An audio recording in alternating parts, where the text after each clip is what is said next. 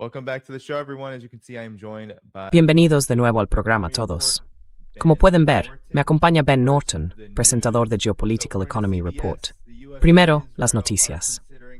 Según CBS, Estados Unidos e Israel están considerando un ataque masivo este fin de semana contra la infraestructura energética de Irán, centrales eléctricas y posiblemente refinerías de petróleo. Bueno, todavía no se ha dado el visto bueno exacto. Irán ya ha respondido a esta amenaza, publicando objetivos que, según afirma, formarán parte de su respuesta estratégica a estos ataques. Entre ellos, campos petrolíferos en Arabia Saudí y en Emiratos Árabes Unidos, campos de gas en Qatar, campos petrolíferos en Kuwait y, por supuesto, infraestructura de gas en Israel. Aquí tienen la alerta de la Embajada de Estados Unidos, que se publicó hoy. Como pueden ver, Emiratos Árabes Unidos, Qatar, Omán, Irak, Jordania, Israel, Kuwait, Arabia Saudí, Egipto y Bahrein figuran en esta lista de países en alerta ante este ataque. On alert for this attack.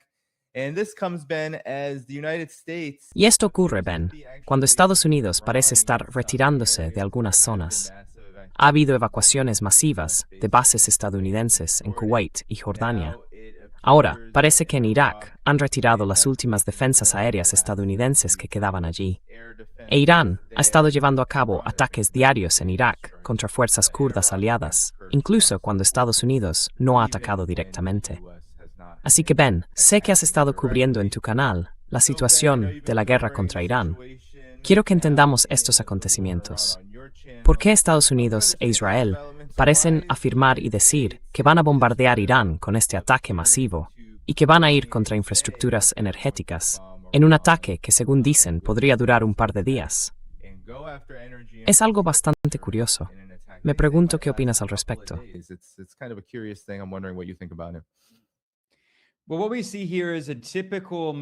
Bueno, lo que vemos aquí es un movimiento típico de ascenso en la escalada.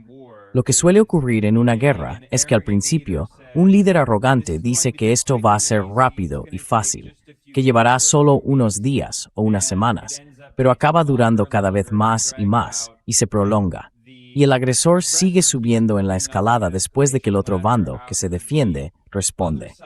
Esto es, por supuesto, lo que ocurrió en la guerra de Estados Unidos en Vietnam. Por eso continuó básicamente durante 20 años. Y Estados Unidos siguió subiendo en la escalada porque cada vez que atacaba a los vietnamitas, estos defendían su soberanía.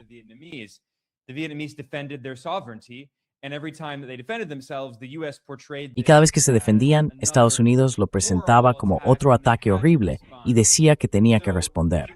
Así que, si miras lo que está ocurriendo en Irán, es bastante parecido. Obviamente, todavía no hay tropas terrestres, y de hecho, espero que Estados Unidos no vaya a desplegarlas. No creo que lo haga. Podemos hablar de por qué. Quiero decir, Estados Unidos realmente no puede enviar tropas terrestres. Sería un desastre. No puede hacerlo, por razones logísticas. Irán es un país muy grande y montañoso. Tiene más de 3 veces el tamaño de Irak, y las principales ciudades están concentradas en el interior de Irán. Estados Unidos tendría que atravesar montañas. No habría forma de que las tropas tomaran esas ciudades y obviamente habría muchas bajas. Así que no es probable.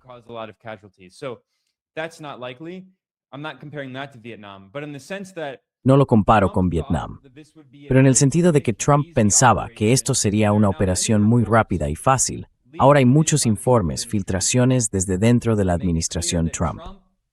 Dejan claro que Trump estaba convencido de que lo único que tenía que hacer era llevar a cabo los llamados ataques de decapitación, que es un eufemismo para matar a toda la cúpula iraní, tanto política como militar. Y Estados Unidos pensaba que el llamado régimen iraní, siempre lo llaman régimen, se derrumbaría.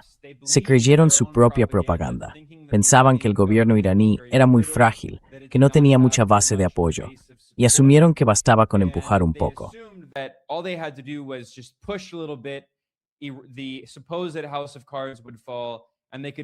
Ese supuesto castillo de naipes se derrumbaría y podrían instalar un nuevo régimen títere, como el fracasado hijo del Shah, Reza Pahlavi, que ha vivido en California durante la mayor parte de su vida. Obviamente, nada de eso ocurrió. Irán pudo defenderse. Irán pudo atacar las bases estadounidenses en la región, que han sido en gran medida destruidas o han sufrido daños muy graves por misiles y drones iraníes. Así que, cada vez que Irán responde a estos ataques de Estados Unidos, Trump siente que tiene que seguir contraatacando y que tiene que seguir subiendo por la escalada.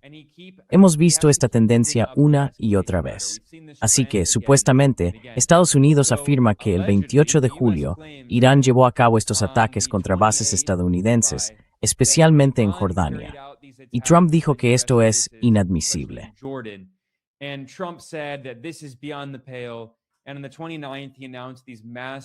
Y el día 29 anunció estos enormes nuevos ataques contra Irán. Y por supuesto, cada vez que Estados Unidos hace esto, Irán toma represalias. Irán tiene derecho a la autodefensa. Y Estados Unidos sigue subiendo por la escalera de la escalada. Antes, Estados Unidos afirmó que supuestamente había destruido todos los principales objetivos militares iraníes. Ya saben, Trump ha afirmado repetidamente durante meses que el ejército iraní está destruido, lo cual es muy gracioso porque no deja de decirlo, y luego Irán sigue respondiendo. Así que, obviamente, las capacidades militares de Irán no están destruidas. Pero ya saben, Estados Unidos tiene una lista de objetivos y destruyó muchos de los emplazamientos militares. Destruyó escuelas, donde Estados Unidos, por supuesto, realizó el famoso ataque de triple impacto contra una escuela en el sur de Irán, matando a unos 200 niños, en su mayoría niñas pequeñas.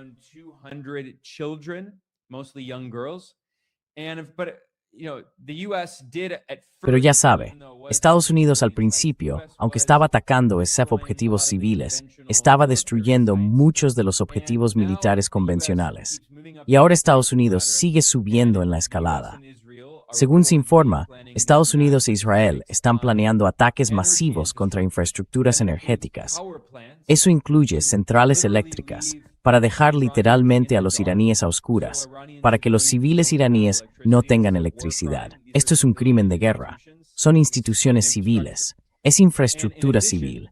Y además, el informe de CBS, que a estas alturas es básicamente un medio estatal. No olvidemos que CBS pertenece ahora a Paramount, que está siendo comprada por Warner Brothers, perdón. Paramount está dirigida por el hijo fracasado de un multimillonario, uno de los principales oligarcas multimillonarios, que apoya firmemente a Trump, el consejero delegado de Oracle, Larry Ellison.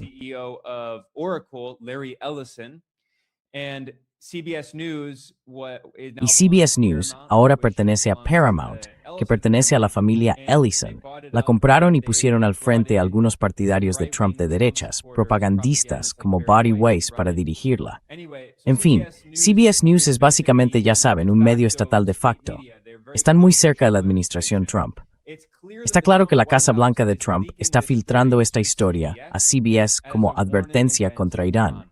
Y dicen que, además de destruir la infraestructura eléctrica, van a intentar destruir las refinerías de petróleo de Irán, porque, obviamente, Irán es un productor de petróleo muy importante. Irán también tiene capacidad para refinar su crudo y convertirlo en gasolina y diésel, para usarlos como combustible para los vehículos y para la infraestructura eléctrica del país.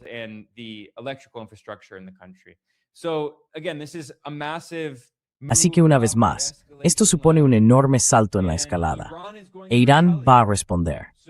Estados Unidos e Israel se comprometen a sumir a Irán en la oscuridad, lo que significa que Irán va a sumir en la oscuridad a Arabia Saudí, a los Emiratos Árabes Unidos, a Kuwait y a Bahrein. Irán tiene capacidad para hacerlo. Por supuesto, Irán no puede atacar el territorio continental de Estados Unidos, pero sí puede atacar a estos importantes aliados estadounidenses en la región. Y podemos hablar de cómo estos aliados de Estados Unidos son completamente cómplices en esto. Ahora sabemos, por informaciones de The Wall Street Journal y otros medios, que los Emiratos Árabes Unidos han recibido inteligencia estadounidense e israelí, y que los Emiratos han bombardeado directamente a Irán.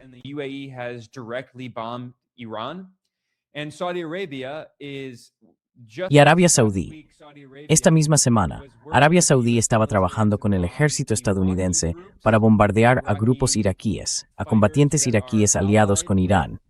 Y Arabia Saudí, por supuesto, está bombardeando ahora Yemen, donde vive la mayoría de la población y cuyo gobierno está liderado por el llamado movimiento Houthi, oficialmente conocido como Ansar Allah. Y Arabia Saudí. Axios informó de que Trump dio luz verde a Arabia Saudí, de que Estados Unidos alentó a Arabia Saudí a reanudar la guerra contra Yemen, que se remonta a 2015, para arrastrar también a Yemen a esta guerra. Yemen tiene capacidad para golpear duramente a Arabia Saudí.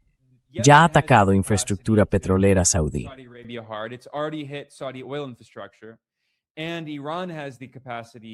E Irán tiene capacidad para golpear muy duramente a estos regímenes del Golfo, en reciprocidad. Así que Estados Unidos e Israel atacan la infraestructura eléctrica de Irán. Irán responderá. Y por cierto, Irán también puede atacar a Israel. En esta nueva fase de la guerra, después de que Estados Unidos violara unilateralmente el memorando de entendimiento firmado a mediados de junio, el 8 de julio, Trump reanudó esta guerra de agresión. Hasta ahora, Israel e Irán no se han atacado mutuamente. Pero, si las informaciones de CBS son ciertas, y creo que lo son, Irán responderá contra Israel y atacará su infraestructura eléctrica. Así que una vez más, vemos cómo Estados Unidos subestima constantemente y con arrogancia a Irán y sus capacidades.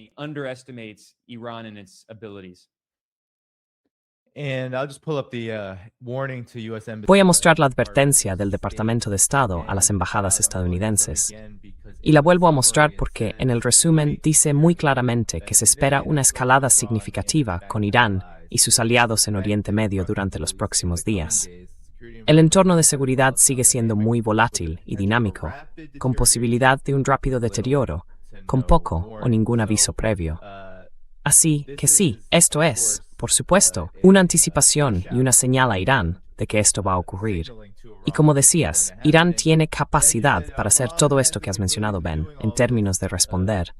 Bueno, parece que cuando Estados Unidos finalmente apriete el gatillo en esto, podría enfrentarse a muchas más dificultades para detener a Irán. Y aquí tenemos un reportaje de Fox News al respecto.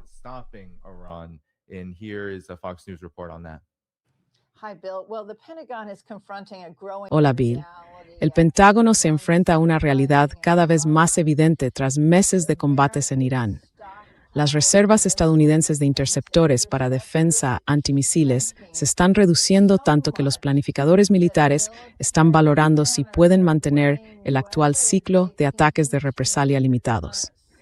El Centro de Estudios Estratégicos e Internacionales, basándose en cifras presupuestarias de fuentes abiertas, calcula que las existencias estadounidenses de interceptores Patriot han caído de unos 2.300 antes de la guerra a menos de 827.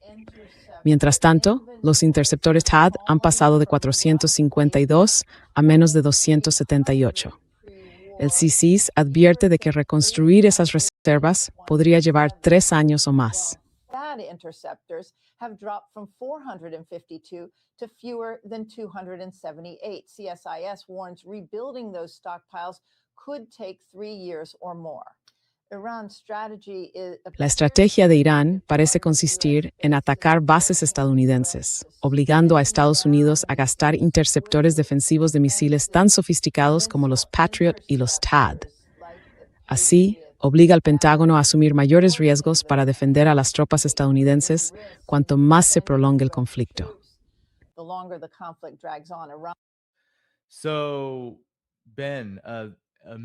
Así que, Ben, se avecina una escalada masiva. Se calcula que por su alcance podría durar unos días. Pero estas cifras no auguran nada bueno para un ataque así, ni para cuánto podría prolongarse, ni para cómo podrá responder Estados Unidos a las represalias iraníes, que tiene todo el derecho a llevar a cabo y que llevará a cabo.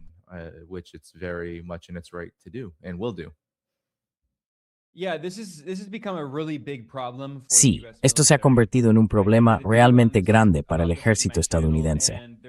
Hice un video sobre esto en mi canal y ahora ha habido muchos informes en medios generalistas de Estados Unidos que reconocen que el país no tiene capacidad para seguir librando esta guerra durante un periodo prolongado.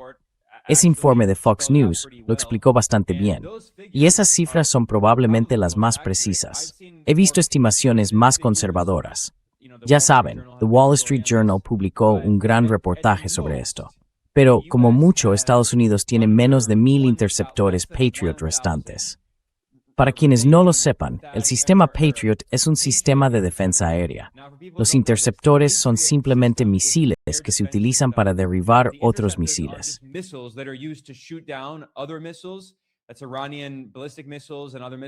Se trata de misiles balísticos iraníes y otros misiles iraníes, o de drones iraníes. Y si Estados Unidos se queda sin estos interceptores, sus sistemas de defensa aérea quedan en gran medida inutilizados. Y no se trata solo de Estados Unidos, sino también de importantes aliados estadounidenses en la región. No solo Israel, sino también los regímenes del Golfo, que dependen de sistemas e interceptores similares diseñados por estas empresas estadounidenses. Los Patriot están diseñados por Raytheon, que cambió su marca a RTX. Y según informaciones de medios vinculados al ejército estadounidense, Raytheon solo puede fabricar alrededor de 600 de los interceptores más avanzados, los interceptores Patriot PAC-3, solo 600 al año.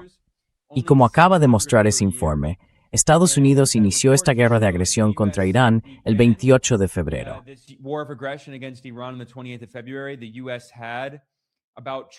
Estados Unidos tenía unos 2,300 interceptores Patriot y ahora tiene menos de 1,000, probablemente alrededor de 800. Así que piensen en esto. Estados Unidos ha utilizado probablemente unos 1,700 o 1,500 según las cifras que se usen.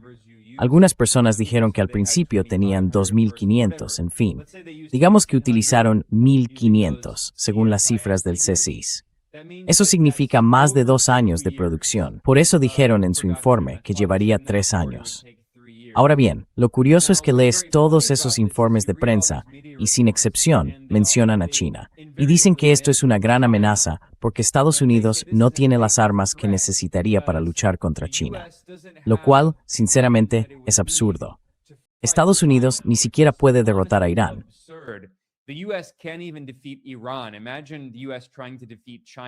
Imaginemos que Estados Unidos intenta derrotar a China. Quiero decir, esta gente está completamente colocada con su propio producto. Pero esto es un problema real, porque al mismo tiempo que Estados Unidos se está quedando sin estos interceptores, vemos cada vez más informes que muestran que las bajas estadounidenses están aumentando. Y estas dos cuestiones están directamente relacionadas, porque Estados Unidos ahora tiene que tener mucho cuidado y ahorrar interceptores en sus sistemas de defensa aérea. Eso significa que cada vez más misiles y drones iraníes atraviesan los sistemas estadounidenses de defensa aérea y matan a soldados estadounidenses, o al menos los hieren. Los datos oficiales que tenemos, esto lo informó CNN, indican que al menos 600 soldados estadounidenses han resultado heridos y se ha confirmado la muerte de 1,800.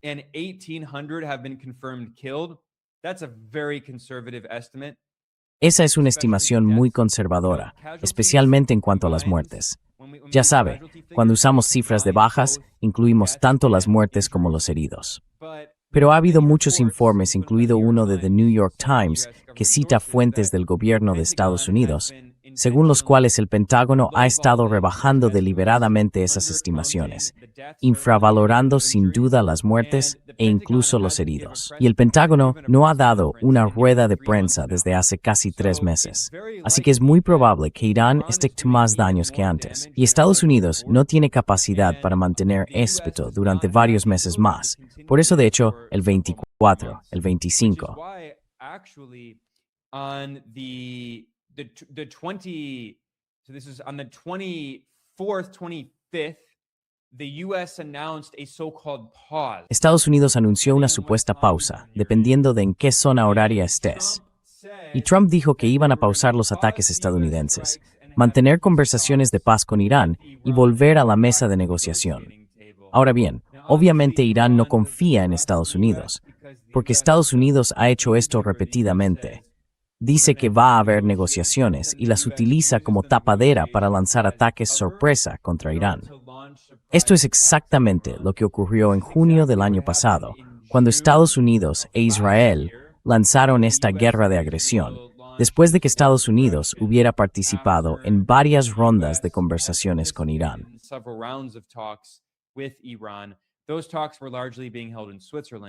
Esas conversaciones se celebraban principalmente en Suiza, y después Estados Unidos las saboteó y libró otra guerra durante unas 2 semanas el año pasado. Luego este año, una vez más, Estados Unidos llevó a cabo este ataque sorpresa e inició esta guerra de agresión el 28 de febrero. Y en abril hubo un supuesto alto el fuego que Estados Unidos violó constantemente. Durante ese supuesto alto el fuego, Estados Unidos impuso un bloqueo naval a Irán. Después, a mediados de junio, Estados Unidos e Irán firmaron un memorando de entendimiento, afirmando que había un cese de hostilidades y que iban a mantener conversaciones. Y Estados Unidos participó en esas conversaciones en Pakistán.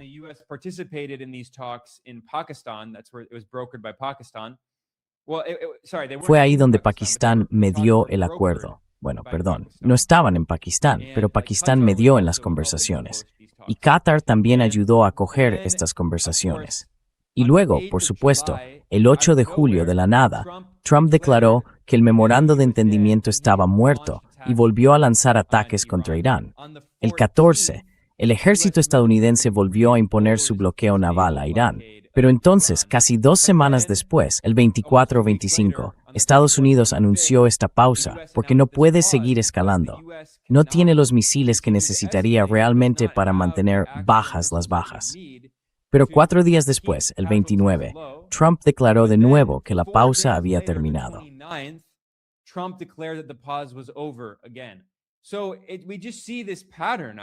Así que vemos este patrón. Quiero decir, no dejan de subir por la escalera de la escalada cuando en realidad no tienen capacidad para hacerlo. No hay ningún plan. No tengo ni idea de qué están haciendo. Ellos tampoco saben lo que están haciendo. Trump entró arrogante en esto, pensando que sería muy fácil, que duraría unos días, como mucho unas semanas. Ya llevamos más de 5 meses de esta guerra. Las elecciones de mitad de mandato se acercan. Está claro que Trump buscaba algún tipo de salida, y Estados Unidos está cada vez más desesperado. Y NBC News informó de que Trump está literalmente gritando y soltando palabrotas a miembros de su propio equipo, a altos cargos de la administración, durante estas reuniones.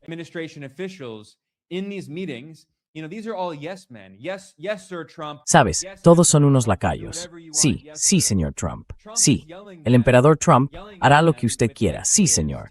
Trump les está gritando con insultos, diciéndoles lo estúpidos que son porque no hay ningún plan. Y de hecho, no tienen ninguna salida salvo la única solución real. Un acuerdo de verdad que obligue a Estados Unidos a cumplirlo, que haga concesiones importantes a Irán y que reconozca que Irán controlará el estrecho de Hormuz a perpetuidad. Las cosas no van a volver al statu quo. Irán controla el estrecho de Hormuz y Estados Unidos tiene que conceder un alivio de las sanciones. Eso es un eufemismo.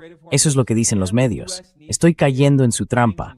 Estados Unidos tiene que levantar sus sanciones unilaterales y legales que vulneran el derecho internacional.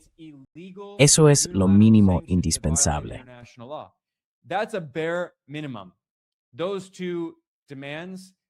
Esas dos exigencias. Irán, por supuesto, también quiere reparaciones. Por desgracia, no creo que sea probable, pero eso forma parte de su capacidad de negociación. E Irán quiere poder seguir apoyando a sus aliados en la región, y lo va a hacer. Así que en algún momento tendrá que haber un acuerdo. Tú y yo hemos hablado de esto, Danny. Es inevitable. Pero Estados Unidos sigue retrasando lo inevitable porque no quiere que se le vea como débil. Cada vez que Irán ataca a Estados Unidos intenta responder de forma desproporcionada.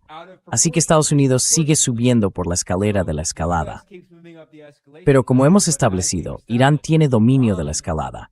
Irán tiene capacidad para seguir subiendo y subiendo y subiendo, y puede asumir los costes. Estados Unidos no puede asumirlos.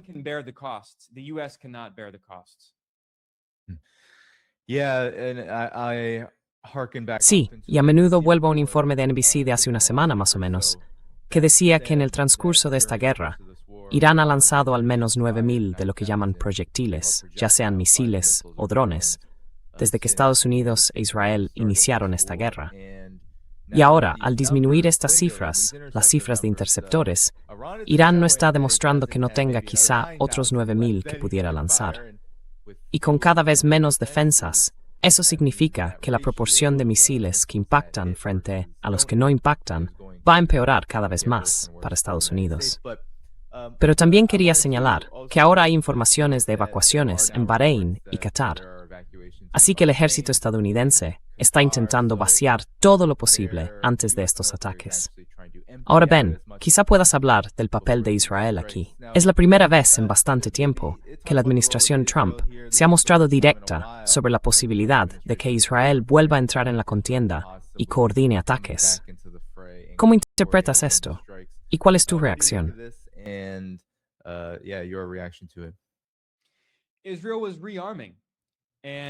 Israel se estaba rearmando, y por eso Trump firmó el memorando de entendimiento a mediados de junio. Trump firmó el MOU. Y la cuestión con Trump es que siempre dice en voz alta lo que los demás callan. No tiene ninguna sutileza. Así que unos días después de firmarlo, fue a Francia para la cumbre del G7 y dio una rueda de prensa rodeado de Marco Rubio y otras personas. Y dijo, solo nos quedan 4 semanas de reservas mundiales de petróleo. O, solo nos quedaban 4 si la guerra continuaba. Así que Trump estaba defendiendo su decisión de firmar el MOU, porque por supuesto, había halcones en el Partido Republicano, como Lindsey Graham, que se pudra, y esos halcones criticaban a Trump y decían, está cediendo ante Irán.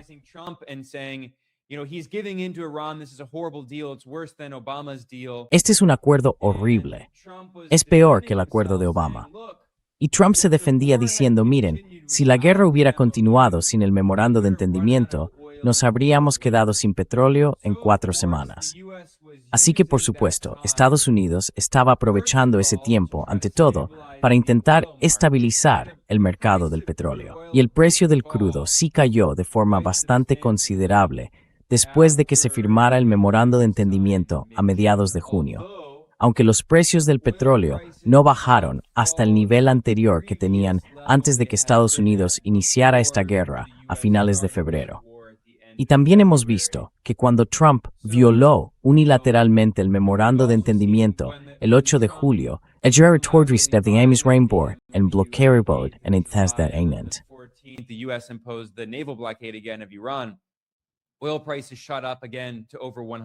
Los precios del petróleo volvieron a dispararse, superando los $100. Desde entonces han bajado un poco, pero son muy volátiles porque, claro, Estados Unidos sigue escalando la situación, luego anuncia una pausa, después vuelve a escalarla y dice que quiere volver a hacer una pausa.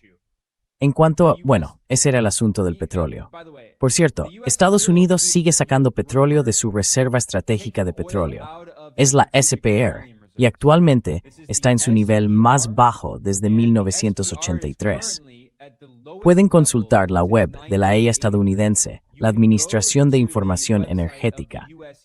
Es una agencia gubernamental y en su página web tienen los datos oficiales que actualizan cada semana sobre la cantidad de petróleo en la Reserva Estratégica de Petróleo.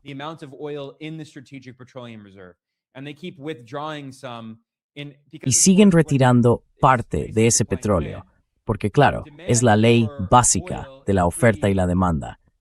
La demanda de petróleo es bastante inelástica, así que aunque haya escasez de petróleo, la gente sigue necesitándolo, especialmente en Estados Unidos, donde el transporte público es muy deficiente. Necesitas gasolina para el coche y los camiones necesitan diésel para transportar mercancías por toda la economía.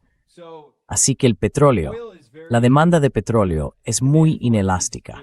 Y a medida que cae la oferta de petróleo, debido a estas enormes interrupciones causadas por esta guerra que Estados Unidos inició en la región más rica en petróleo del mundo, responsable de 1/3 de la producción mundial de petróleo, se han producido estas enormes interrupciones.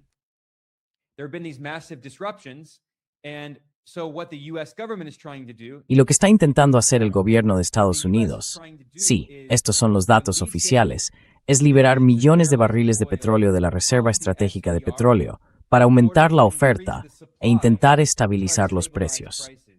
Pero solo pueden hacerlo cuando tienen petróleo en la reserva. Y como pueden ver, está prácticamente en el nivel más bajo desde que hay datos.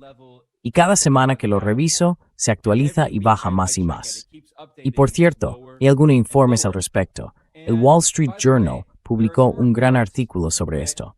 La Reserva Estratégica de Petróleo está en un estado horrible. La propia infraestructura no se ha mantenido adecuadamente. Infrastructure itself has not been kept up. Surprise to anyone who knows about the horrible state. No es ninguna sorpresa para quien conozca el pésimo estado de las infraestructuras de Estados Unidos. El gobierno no invierte en mantener estas infraestructuras. Así que la reserva estratégica de petróleo se está literalmente desmoronando. Se está filtrando petróleo. Y hay informes de que cuando la reserva baja de cierto nivel, simplemente no pueden mantenerla.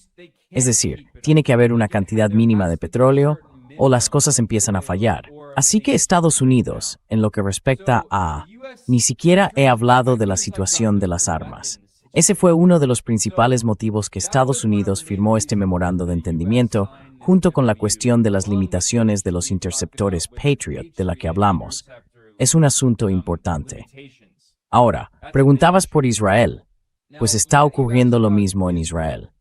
So, the same thing is happening in Israel. Economically, Israel, has been at a state of total En el plano económico, Israel lleva, ya saben, en un estado de guerra total desde octubre de 2023. Está llevando a cabo un genocidio en Gaza, continuando el genocidio en Gaza que no ha terminado, atacando Cisjordania, colonizando cada vez más Cisjordania y ahora haciendo la guerra en Líbano, y haciendo la guerra en Líbano. Arabia Saudí está haciendo la guerra en Yemen, aunque Israel también ha atacado a Ansar Allah en Yemen. Pero luego, por supuesto, Estados Unidos e Israel iniciaron esta guerra de agresión contra Irán el 28 de febrero. Así que Israel, militar o económicamente quiero decir, Israel es un caso perdido, está en una grave crisis económica. Hay una fuga masiva de cerebros porque, por supuesto, muchos de los israelíes más ricos, de clase alta y clase media alta, tienen pasaportes, normalmente de Estados Unidos, de países europeos o de Australia. the US or European countries or Australia. A lot of them have been leaving because they don't want to live in a war zone. Muchos de ellos se han ido porque no quieren vivir en una zona de guerra. Ya sabe, la forma en que Israel ha actuado como este régimen colonial terrorista es que simplemente bombardea a mujeres y niños que no pueden defenderse, que están atrapados en Gaza. Y ya sabe, este ejército guerrillero tan pequeño, de personas que solo usan cohetes caseros, Israel está acostumbrado a disparar contra peces en un barril, no para deshumanizar a los palestinos. Pero claro, es una expresión. Está acostumbrado a llevar a cabo un genocidio contra personas que no pueden defenderse. Irán puede defenderse. Incluso, en Líbano, Hezbollah, la resistencia, está mejor armada que la resistencia palestina. Pero comparados con Irán, no están ni de lejos al mismo nivel que el ejército israelí.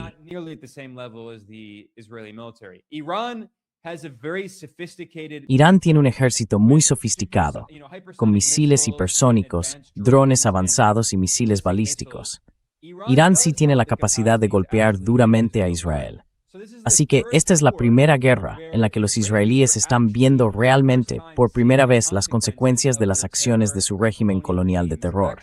En Gaza, ya sabe, hay algunas localidades israelíes fronterizas con Gaza que reciben algunos cohetes. Pero ya sabe, no es nada comparado con lo que ha estado haciendo Irán. Así que muchos de estos israelíes más ricos se están marchando. Están regresando a Estados Unidos, Europa y Australia. Se está produciendo una fuga masiva de cerebros, una crisis económica, y al mismo tiempo, Israel ha estado gastando gran parte de su munición, muchos de sus misiles.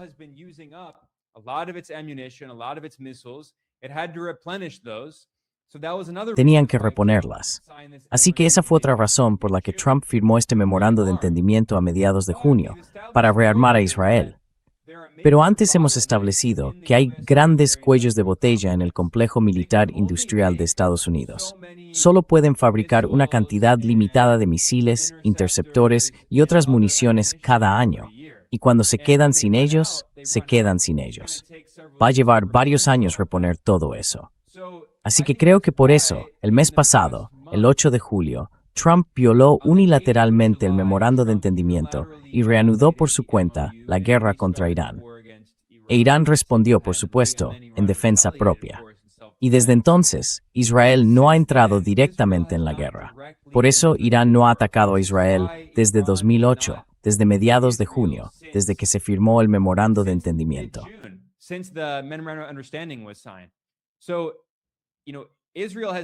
Así que, ya sabes, Israel ha tenido ahora un mes y medio para reponer sus reservas. Y la administración Trump ha seguido entregando a Israel miles de millones de dólares en armas. Y J.D. Vance dio una rueda de prensa en la que fingió. Ya sabes, J.D. Vance está haciendo estas maniobras políticas tan cínicas, en las que Israel, Trump está, ya sabes, plenamente aliado con ese maníaco genocida Netanyahu. Por cierto, Netanyahu acaba de estar en la Casa Blanca con Zelensky, lo cual resulta muy gracioso para esos elementos de la izquierda, supuestamente socialdemócrata y proimperialista. La falsa izquierda proimperialista que apoyó a Ucrania y a la OTAN en la guerra indirecta contra Rusia, pero que también decía apoyar a Palestina.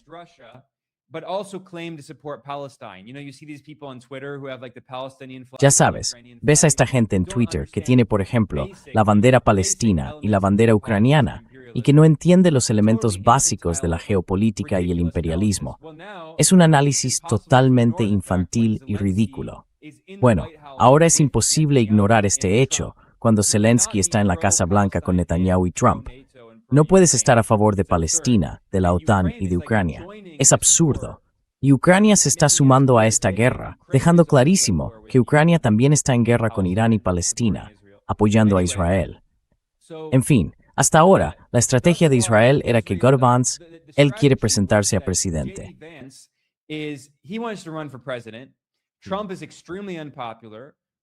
Trump es extremadamente impopular. Sectores de la base republicana MAGA se han rebelado contra Trump. Ya sabe, Tucker Carlson, es todo muy cínico. Esta gente son todos mercenarios políticos y ven hacia dónde sopla el viento. Ven que Trump es ampliamente odiado. Su índice de aprobación está, ya sabe, en torno al 30%, lo que probablemente sea una estimación a la baja. Sinceramente, seguramente sea aún más impopular. Y por eso J.D. Vance está intentando quedar bien con todos. Está intentando ser leal a Trump, pero también sale a lanzar carnaza a la base MAGA. Dice, ya sabe, cosas como criticar levemente a Israel, señalar con el dedo a Israel.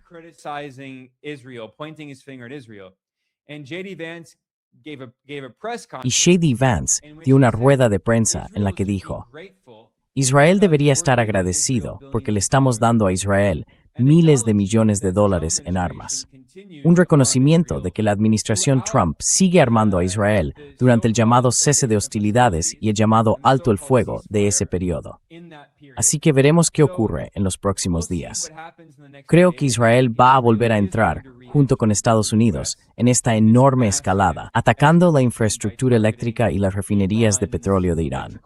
Y si Israel hace eso, junto con Estados Unidos, pueden estar seguros de que Irán va a golpear a Israel muy duramente.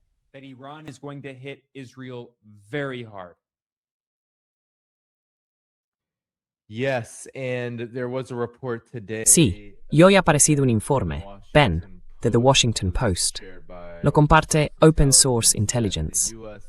Según ese informe, el mando europeo de Estados Unidos ha advertido en privado al Pentágono, su comandante, de que no dispone de suficientes fuerzas navales para seguir defendiendo a Israel de los ataques iraníes con misiles balísticos, y de que quizá pronto tenga que dar prioridad a la defensa del territorio nacional estadounidense, a menos que se asigne otro destructor naval. La información procede de Alexei Grikowitz y subraya la creciente presión que la guerra con Irán ha impuesto sobre los recursos militares de Estados Unidos. The Washington Post informa de que las operaciones casi diarias de estos destructores han tensionado la flota de la Armada. Y, como comentamos antes, informaciones previas de The Wall Street Journal, The New York Times y Reuters han detallado la creciente preocupación por las menguantes existencias de interceptores Patriot. Así que incluso la Armada estadounidense, quiero decir, han estado... sí, por favor, manténlo ahí. Sí, por favor. ¿Qué opinas de esto?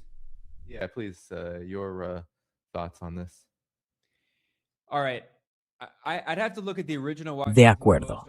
Tendría que ver el artículo original del Washington Post. No sé si están copiando ese lenguaje, pero fijaos en esa frase, tener que priorizar la defensa del territorio nacional de Estados Unidos. Es una propaganda increíble en muchos sentidos. Ahora bien, antes que nada, tú y yo hemos hablado de esto, Dani. Siempre he discrepado de quienes dicen que todo esto se debe a Israel, que es una guerra por Israel. Para creer que todo esto va de Israel, tienes que ignorar todos los demás crímenes que el imperio estadounidense comete por todo el mundo. ¿Por qué invadió Estados Unidos Venezuela? ¿Por qué se entromete Estados Unidos en todos los países de América Latina? ¿Por qué interviene constantemente Estados Unidos en países de todo el mundo? ¿Por qué libró Estados Unidos guerras contra Vietnam, Corea y Yugoslavia?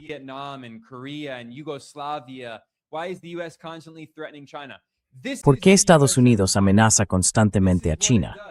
Esto es el imperio estadounidense. Esto es lo que hace. Algunas personas se centran de forma muy limitada en Asia Occidental, el llamado Oriente Medio, y lo reducen todo a Asia Occidental, ignorando el resto del mundo. Y por eso creen que todo gira en torno a Israel. Israel es una extensión del imperio estadounidense. Lo que Estados Unidos está haciendo en Asia Occidental es lo que ha hecho en América Latina durante 200 años. Puede que sea incluso más explícitamente bárbaro y más explícitamente genocida, pero sigue respondiendo en gran medida al mismo espíritu de lo que Estados Unidos ha hecho al pueblo de Nicaragua. Invadió militarmente Nicaragua 3 veces, ocupó el país y llevó a cabo una guerra de terror en los años 80.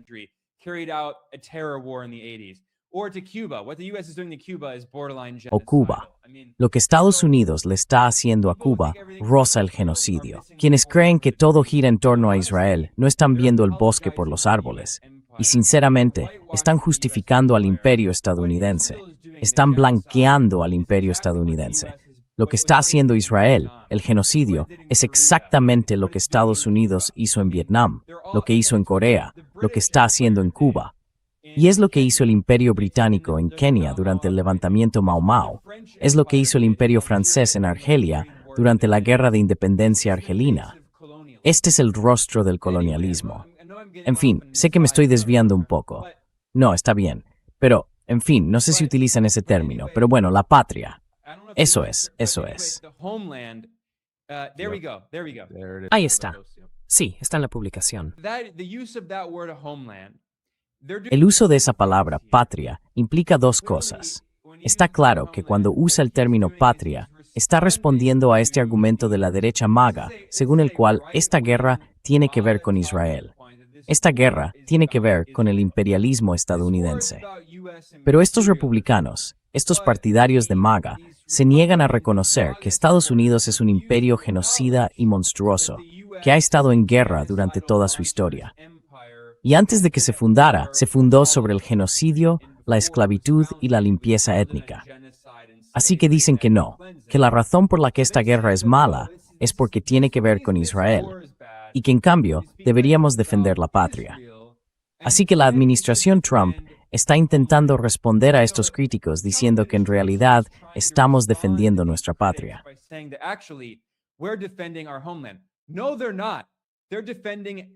No, no lo están. Están defendiendo un imperio. Y lo otro que hacen con esto es fingir que las bases militares de Estados Unidos al otro lado del mundo, en Arabia Saudí, Jordania, Irak, etc., repasas la lista y están en casi todos los países de la región, salvo Irán. Eso no es la patria. Eso es un imperio. Las 800 bases e instalaciones militares que el imperio estadounidense tiene por todo el mundo no son territorio de Estados Unidos. Eso es un imperio. No están defendiendo la patria. Irán nunca ha amenazado la patria. Irán no está atacando territorio nacional estadounidense. Lo que están haciendo aquí es, de nuevo, están apelando a la base MAGA, diciendo que no están defendiendo a Israel. Que ya sabes, es algo que preocupa mucho a Trump.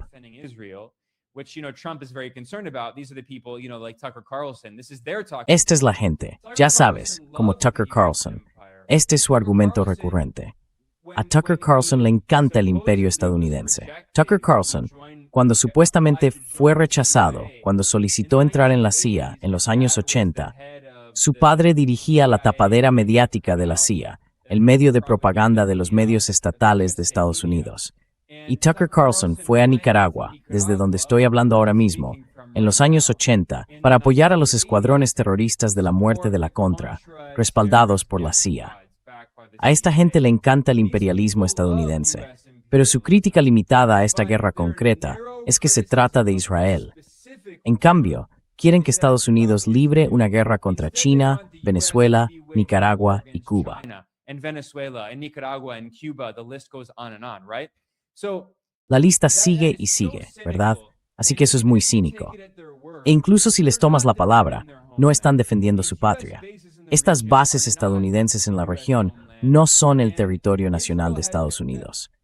E Israel, Irán, tiene derecho a destruir todas las bases estadounidenses de la región, a cerrar permanentemente todas las bases estadounidenses, a expulsar a todos esos ocupantes militares estadounidenses. Y deberían volver a casa. Estos soldados estadounidenses no deberían estar por todo el mundo ocupando países extranjeros con 804 bases militares.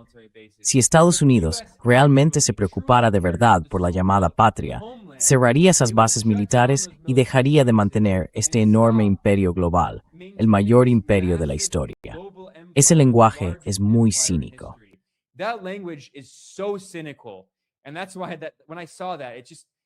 Y por eso cuando vi eso, simplemente pensad en los cínicos que son estos propagandistas del Pentágono.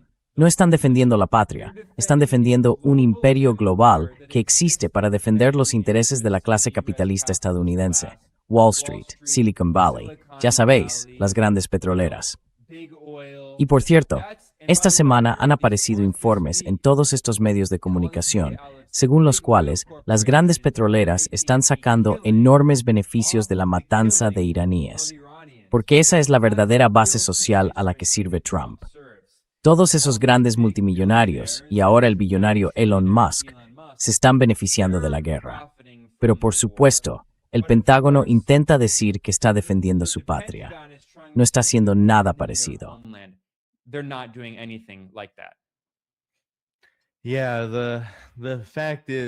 Sí, el hecho es que ya hemos hablado de esto antes. No hay ningún país en el mundo que tenga la capacidad o que quiera disparar contra Estados Unidos. Y lo que siempre resulta tan interesante también es que normalmente cuando salen estos informes, aunque eso no aparecía en el informe del Washington Post, por lo general, cuando hay alarma por las reservas, no es tanto porque vayan a reducirse hasta cero. Aunque, si Estados Unidos decide prolongar esta guerra con Irán más de un año, año y medio o 2 años, podría llegar a ser así. Pero aún así, esa no suele ser la preocupación inmediata. La preocupación inmediata casi siempre es, en lugar de defender a Estados Unidos, que no es la preocupación. ¿Qué pasa con China? ¿Qué pasa con las otras zonas en las que Estados Unidos necesita estar?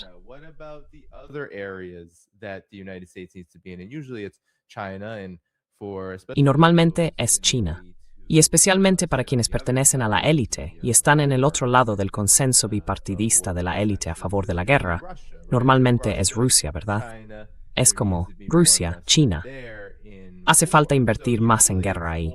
Así que normalmente se trata más de elegir dónde centrar la energía belicista y menos o nada en absoluto de defender la patria. Pero incluso esto se está volviendo mucho más complicado, creo, para el imperio estadounidense en este momento. Y creo que por eso seguimos viendo, a menudo. Creo que también es parte de la razón por la que se está desviando más la culpa principalmente hacia Israel. Se está volviendo tan impopular promover guerras en las que Estados Unidos participe directamente y de forma abierta, que Israel puede servir de forma muy conveniente, especialmente porque a Israel le gusta tanto la guerra.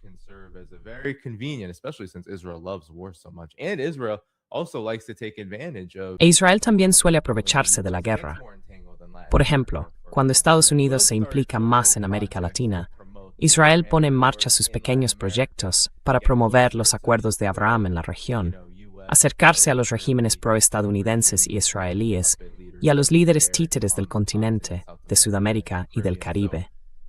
Así que, por supuesto, Israel está encantado con esto. Les encanta que Estados Unidos siga enredándose en guerras, porque pueden aprovechar el impulso e intentar mejorar su economía y su posición global, que está disminuyendo rápidamente. Así que es, ya sabes, una situación muy interesante. Pero aún así, está llena de riesgos y sobre todo de contradicciones. Las contradicciones están explotando ahora mismo. ¿Qué opinas de esto, Ben?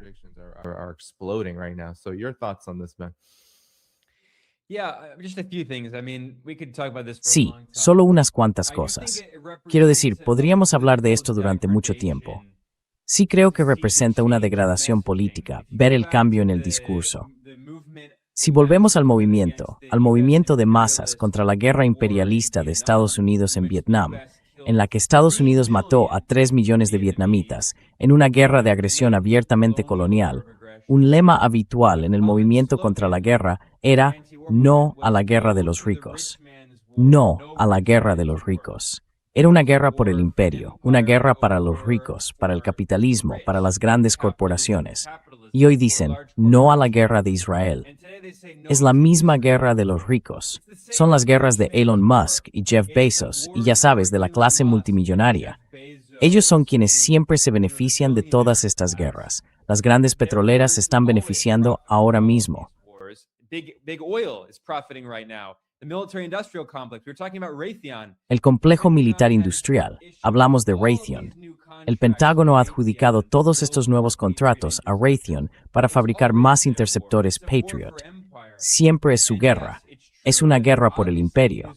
Y sí es cierto que obviamente Israel se está beneficiando, porque Israel es una extensión del imperio estadounidense. Netanyahu es literalmente estadounidense, algo que a menudo se olvida. Tuvo la ciudadanía estadounidense en 2 ocasiones. Solo renunció a ella para convertirse en primer ministro. Pero quiero decir, Israel forma parte del imperio estadounidense. Y no es casualidad que mientras el imperio estadounidense está ahora en un grave declive, lo vemos en todos los indicadores, quiero decir, mires donde mires, Israel también esté en un grave declive. Y sí creo que hay gente que exagera muchísimo el poder de Israel.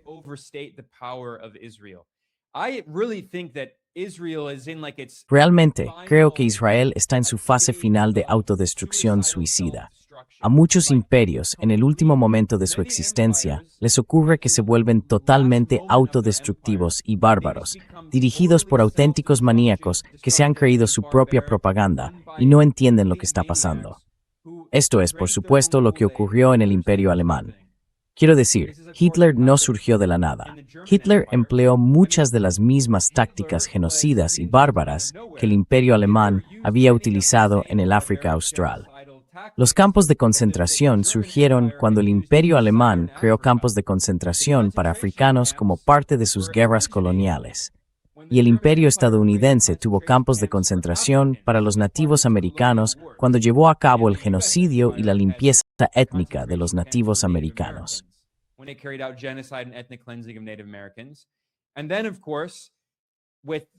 Y luego, por supuesto, con el auge del fascismo, lo que vimos fue a los líderes fascistas, Mussolini en Italia y, por supuesto, Hitler en Alemania.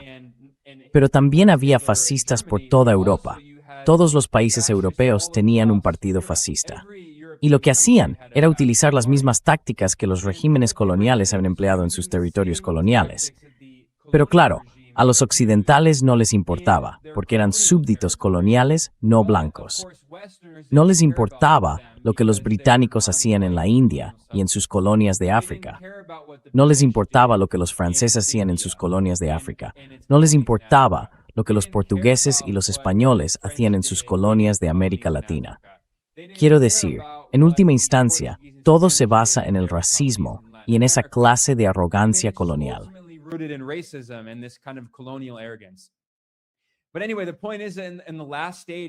Pero, en fin, la cuestión es que, en la última etapa del declive colonial, durante la Guerra de Independencia de Argelia, he mencionado la rebelión de los Mau Mau en Kenia. El Imperio Británico, después de la Segunda Guerra Mundial, creó campos de concentración para kenianos en los años 50. Esta historia no se enseña en las escuelas occidentales. Por eso mucha gente mira lo que está haciendo Israel y piensa que es algo sin precedentes en la historia. En esto se basa la civilización occidental. Así es el colonialismo. Todos los regímenes coloniales occidentales hicieron exactamente lo que Israel está haciendo al pueblo palestino. Lo que sorprende a la gente es que estamos en una era tecnológica en la que se retransmite en directo.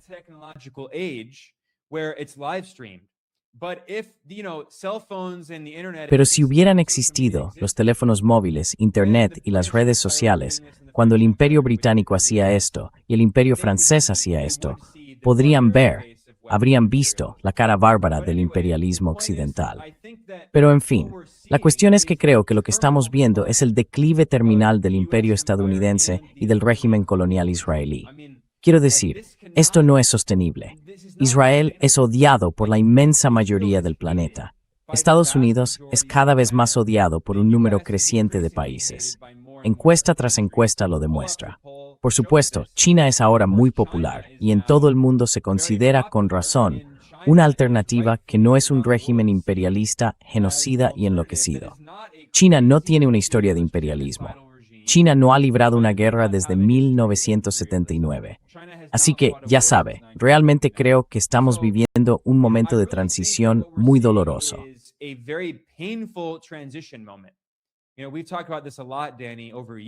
Sabes, hemos hablado mucho de esto, Danny, durante años. Por muy mal que parezcan las cosas en Asia Occidental, con el genocidio contra los palestinos, la guerra contra Líbano, la guerra contra Irán, no pueden tener éxito. Estados Unidos ha perdido contra Irán. Está clarísimo. El consejo editorial de The New York Times lo reconoció. Es algo tan poco controvertido. Israel no puede derrotar a la resistencia libanesa, a pesar de que utilicen estas tácticas terroristas para asesinar a la dirección de Hezbollah, a Sayyid Hassan Nasrallah, y por cierto, al mismo tiempo, a cientos de civiles. Llevan a cabo estos bombardeos masivos contra el centro de Beirut y estos bombardeos terroristas masivos en el sur del Líbano, como estamos viendo ahora. Aún así, no pueden derrotar a la resistencia libanesa. Estados Unidos e Israel afirman que Hezbollah fue derrotado.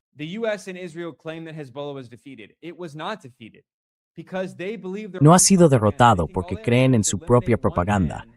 Piensan que lo único que tienen que hacer es eliminar a un hombre y todo se derrumba. No.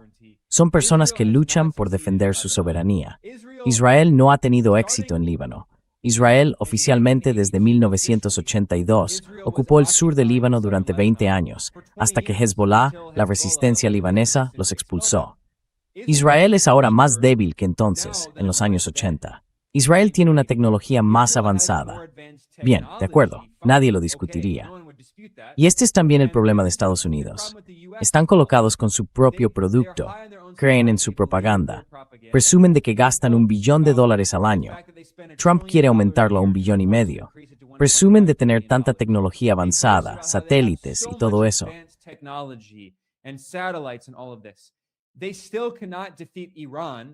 Siguen sin poder derrotar a Irán, que oficialmente tiene un presupuesto militar de $8,000 millones, frente a Estados Unidos, que tiene $1 billón. Sobre el papel, lo ves y dices, Dios mío, esto está chupado. Se cree en esa propaganda, pero aún así, no pueden ganar.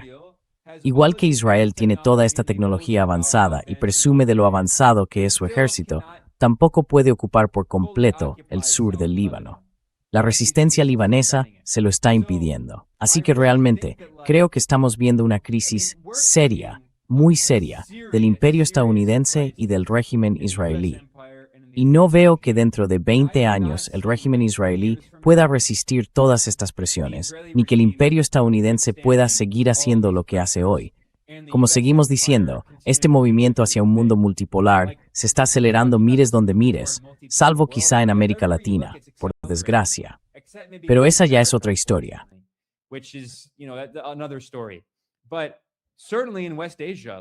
Pero desde luego en Asia Occidental hay mucha gente deprimida.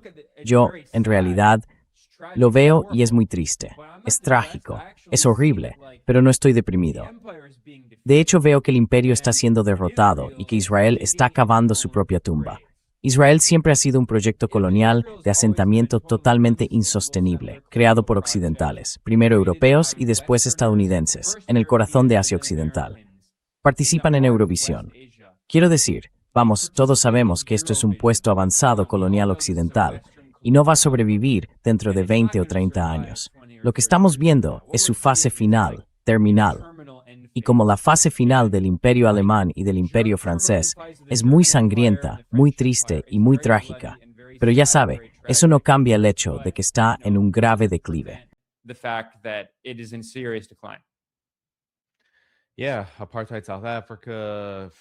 Sí, la Sudáfrica del apartheid, Francia, Gran Bretaña.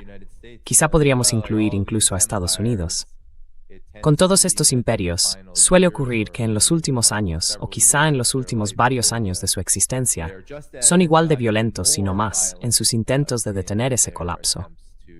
Y no veo cómo, quiero decir, ya sabes, mucha gente que ve este programa, estoy seguro, que ve tu programa, Ben, habrá observado la situación y habrá pensado, bueno, Hezbollah luchando su.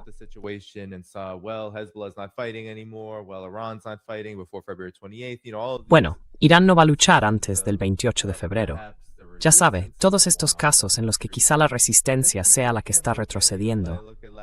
Y la gente no puede mirar, por ejemplo, a América Latina, que usted ha mencionado, y ver que esa situación se está volviendo más grave, y decir, bueno, el mundo. Luego miran eso y dicen, bueno, parece que el mundo está siendo más favorable al imperio estadounidense, a Israel, de lo que pensábamos, o de lo que quienes somos como nosotros les decíamos. Pero la realidad es que en realidad, parece que cada vez que hay dudas sobre esto, ocurre algo más. There are doubts about this, something else happens. For example, this war in Iran, which not only led Por ejemplo, esta guerra en Irán no solo ha hecho que Irán gane fuerza a nivel mundial, sino que también ha demostrado que tanto Hezbollah como, ahora lo estamos viendo, Yemen y las fuerzas de toda la región tienen mucha lucha por delante. Si no, ya saben, están dispuestas a seguir adelante para expulsar a Israel y expulsar a Estados Unidos. Así que sí, creo que la situación es mucho más compleja y que quizá también se puede extraer mucho más optimismo de ella. Incluso cuando Thwaites quizá kunida votant de Shumlan, setem bem particip hada, this crowd. in Israel, if they're participating in it too, there will be people who die. That is what war is, and all war. Eso es la guerra, y todas las guerras de resistencia, por desgracia, dejan tras de sí cifras de muertos terribles. Da igual donde mires o donde haya ocurrido. Esa es lamentablemente la realidad. No deberíamos restarle importancia, pero tampoco deberíamos elevarla a la categoría de prueba de que el imperio estadounidense e Israel están, ya sabes, en ascenso. Pero Ben, ¿alguna última palabra? Sé que estamos llegando a la hora en punto. ¿Alguna reflexión final o algunas últimas palabras para la audiencia? Sí, creo que lo que ha conseguido Irán es absolutamente histórico. También es impresionante lo que ha conseguido Yemen, por cierto. Pero llegaré a eso en un momento. Also what Yemen has accomplished, by the way, but I'll get to that in a moment. You know, Danny, you and I have been talking for years now about. Sabes, Dani, tú y yo llevamos años hablando de cómo estamos, en cierto modo, en un momento decisivo de la historia. Hay una cita que probablemente sea apócrifa, pero que se basa en parte en algo que dijo Lenin. A menudo se formula así: hay décadas en las que no pasa nada, y hay semanas en las que pasan décadas. Y lo que estamos viendo ahora son, sin duda, meses o años en los que pasan décadas. Además, esta sí es una cita real. El presidente chino Xi Jinping repite constantemente que estamos viendo cambios no vistos en un siglo. Y lo vemos de muchas maneras.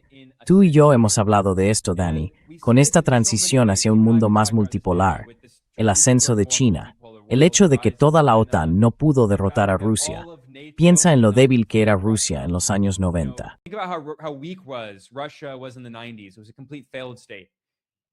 Era un estado completamente fallido. La OTAN al completo no pudo derrotar a Rusia. Y ya sabe, siguen alargando la guerra en Ucrania. Pero mire las líneas del frente. No han cambiado en unos 2 años. Así que es como, no hay manera. Rusia ya ganó. Pero en fin, luego están otras cosas, ya sabe, lo que está ocurriendo en el Sahel y en África, muchas cosas. El sudeste asiático, por cierto. Están pasando muchísimas cosas increíbles en el sudeste asiático. Pero muchos de esos países siguen la famosa estrategia de Deng Xiaoping en China, que es, mantén un perfil bajo, oculta tu fuerza, espera tu momento. Indonesia, Vietnam, es increíble lo que está pasando. Pero en lo relativo a Asia Occidental, mucha gente está comprensiblemente confundida, pesimista y triste.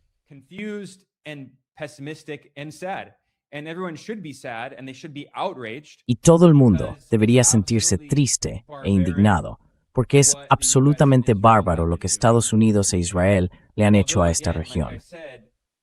Aunque de nuevo, como decía, si estudias la historia del imperialismo, desde luego, no es algo nuevo para los pueblos de América Latina. Desde luego no es algo nuevo para los pueblos de África. Desde luego tampoco es algo nuevo para la gente de otras partes de Asia, como lo que Estados Unidos hizo en Vietnam. Mataron a 3 millones de vietnamitas. Y miren Vietnam hoy, quiero decir, es una enorme historia de éxito. Así que, en cuanto a lo que está ocurriendo, de nuevo, creo que esto forma parte de una transición muy sangrienta y muy triste, en la que el imperio estadounidense está realmente en una crisis grave. Ahora bien, Estados Unidos todavía cuenta con algunas herramientas muy importantes en su especie de caja de herramientas imperial, sus armas y, sobre todo, el sistema del dólar, el sistema financiero.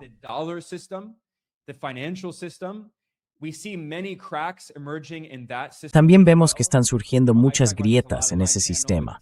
Hablo mucho de esto en mi canal, la desdolarización, el declive del predominio del dólar estadounidense, el auge del oro, el auge de otras divisas, la internacionalización del renminbi. Así que tenemos que mantener la perspectiva. Pero esto me lleva de nuevo a Irán y Yemen. Lo que ha logrado Irán forma parte de esta aceleración de la multipolarización del mundo. Robert Pape es un politólogo muy convencional de la Universidad de Chicago, donde también es profesor John Mearsheimer. Y Robert Pape publicó un artículo en The New York Times, nada menos, el más convencional de los medios de comunicación estadounidenses, reconociendo que esta guerra ha establecido el hecho de que Irán es ahora una gran potencia mundial.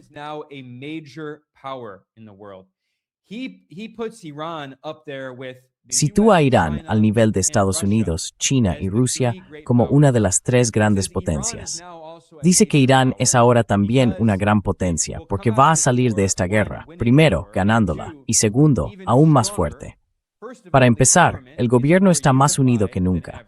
El apoyo popular a Irán es más fuerte que nunca, e Irán controla el estrecho de Hormuz, el cuello de botella más importante del planeta para el tránsito de petróleo. El 20% del petróleo comercializado a nivel mundial pasa cada día por este estrecho.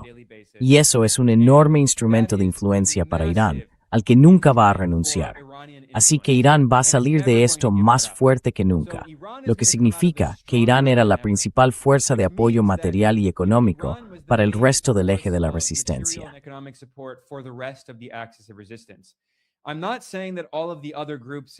No estoy diciendo que todos los demás grupos del eje de la resistencia sean peones de Irán, como afirma la propaganda corporativa occidental. Siempre dicen que Hezbollah es un peón de Irán. No es cierto. Hezbollah tiene sus orígenes en la comunidad libanesa, especialmente en la comunidad chií, que luchaba contra la ocupación colonial israelí del sur del Líbano desde principios de los años 80. Es cierto que Irán apoyó a Hezbollah con armas y ayuda económica, y, ideológicamente, la resistencia libanesa se inspiró en la revolución iraní. Por supuesto, la revolución iraní fue en 1979. Israel inicia oficialmente su ocupación del sur del Líbano en 1982. Así que empiezan a surgir estos grupos revolucionarios en el sur del Líbano, que también son chiíes y están influidos por Khomeini y la revolución iraní.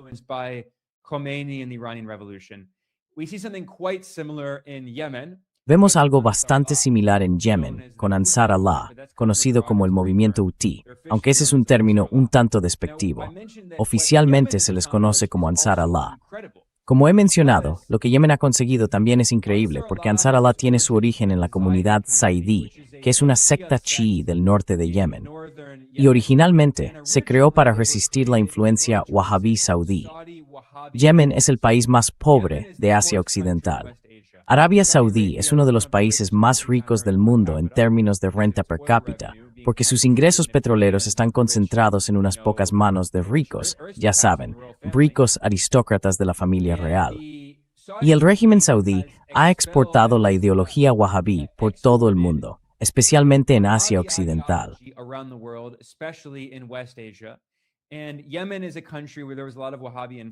Y Yemen es un país donde hubo mucha influencia wahhabí. Así que Ansar Allah surgió originalmente más como un grupo religioso y cultural que resistía la influencia wahhabí y resistía a Al-Qaeda, que estaba influida por la ideología extremista saudí y por la CIA.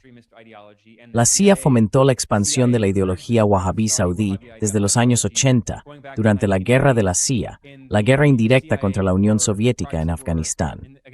En fin, Ansar Allah surgió, pero después, especialmente tras la invasión estadounidense de Irak en 2003, Ansar Allah se volvió mucho más política. Empezaron a organizarse y a luchar contra la corrupción. Después, en 2014, Ansar Allah llevó a cabo una revolución en Yemen. Ansar Allah had a revolution in Yemen. And Ansar Allah overthrew a US-backed Ansar Allah derrocó una dictadura respaldada por Estados Unidos y creó un gobierno revolucionario. Y no es solo Ansar Allah quien está en el gobierno. Tienen un gobierno multipartidista que funciona. Son el partido dominante, por supuesto.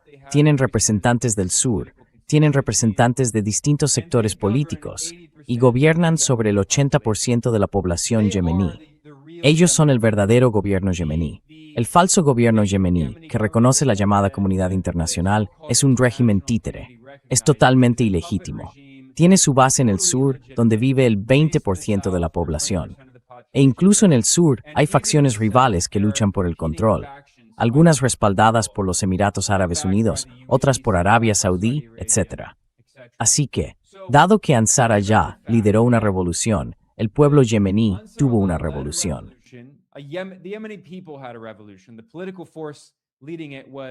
La fuerza política que lideraba aquello era Ansar Allah, inspirada en muchos aspectos por la revolución iraní.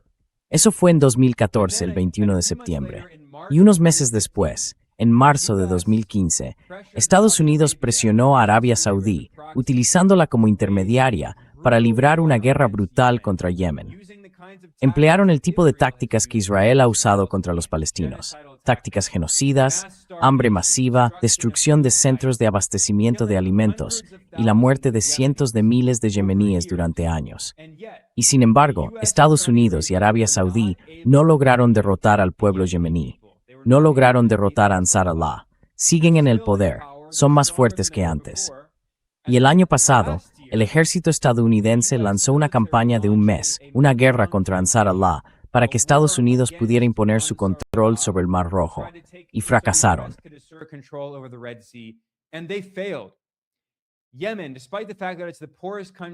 Yemen, pese a ser el país más pobre de Asia Occidental, Ansar Allah básicamente obligó al ejército estadounidense a aceptar un alto el fuego. Y en cierto modo podría considerarse una derrota. Si tenemos en cuenta que es una historia de David contra Goliat, el país más pobre de Asia Occidental, defendiéndose del ejército estadounidense, eso equivale en la práctica a derrotar al ejército estadounidense. Así que, al ver esa historia de David contra Goliat en Yemen, me da esperanza. Es increíble lo que han logrado. Y luego está lo que ha logrado Irán. Ya mencioné que para los principales académicos estadounidenses, Irán se considera ahora una gran potencia. Irán ha derrotado al imperio más poderoso. Irán sale de esto más fuerte. Sinceramente, no veo la situación con tanto pesimismo como mucha otra gente.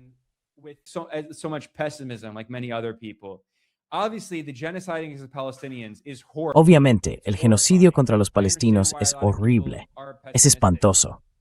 Entiendo por qué mucha gente es pesimista, pero ni siquiera han derrotado a los palestinos, a pesar de que los palestinos tienen tan pocos recursos. No derrotaron a la resistencia libanesa. No han derrotado a la resistencia iraquí. Siria fue una excepción. Siria fue un caso especial. El gobierno sirio estaba atrofiado después de más de una década de una guerra horrible. Había hiperinflación. No se pagaba al ejército. El país estaba dividido. Partes del país estaban físicamente ocupadas por milicias respaldadas por Turquía, Estados Unidos, Arabia Saudí, Israel, etc. Siria era una historia distinta, pero incluso en el caso de Siria, no han logrado crear un régimen títere que funcione.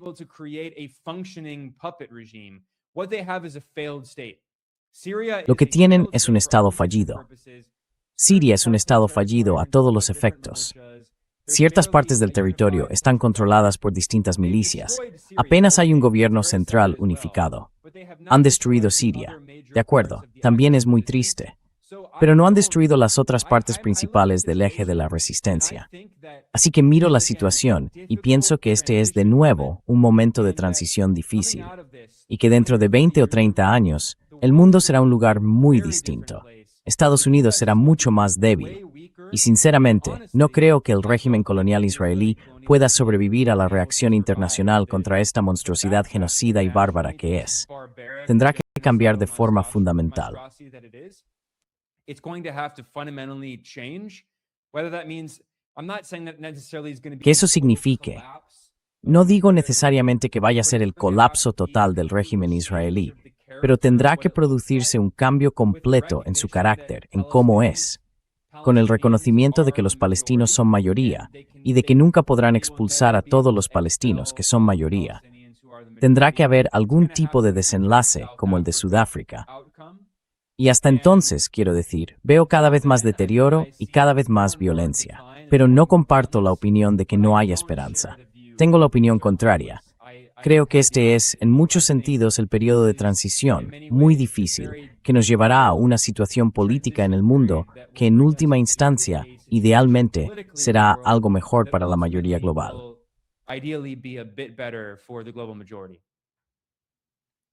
Yeah, I think that's a great place to close. Sí, creo que es un gran punto para cerrar, Ben. Muchísimas gracias por eso y por tu análisis. Muchas gracias también a todos los que enviaron superchats. Y gracias, por supuesto, a todos los moderadores que han trabajado mucho en un día de fin de semana para asegurarse de que el chat sea un lugar estupendo.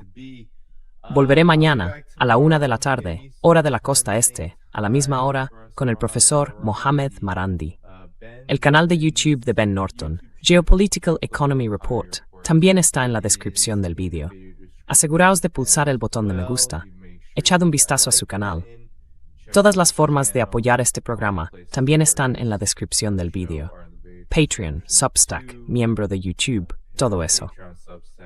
Ben, algunas últimas palabras para la audiencia antes de despedirnos. Any final words to the audience before we head out of here?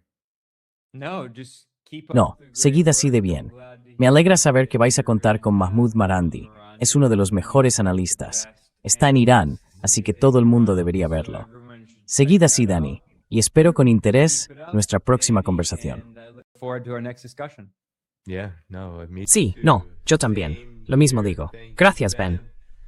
Muy bien, gente, nos vamos. Dadle al botón de me gusta, por supuesto. Echad un vistazo a la descripción del vídeo para ver el trabajo de Ben y el mío. Y nos vemos de nuevo mañana. Adiós. Again tomorrow. Bye-bye.